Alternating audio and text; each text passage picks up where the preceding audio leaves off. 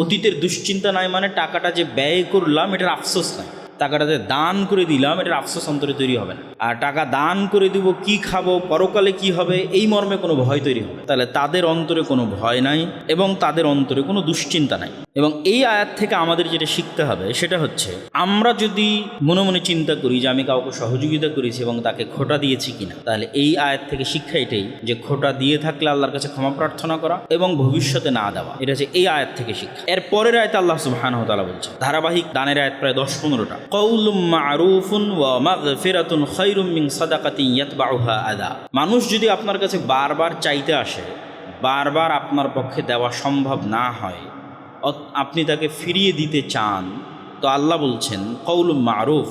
যদি ভিক্ষুক অথবা মিসকিন অথবা যেখানে দান করতে চাচ্ছ না, ফিরিয়ে দিতে চাচ্ছ, তাহলে কওলুম মা'রুফ, ভদ্র ভাষায় ফিরিয়ে দাও। ওয়া মাগফিরাহ, যে তোমার থেকে দান গ্রহণ করেছে তার কোনো আচরণ যদি তোমাকে কষ্ট দেয় তাহলে ক্ষমা করে দাও।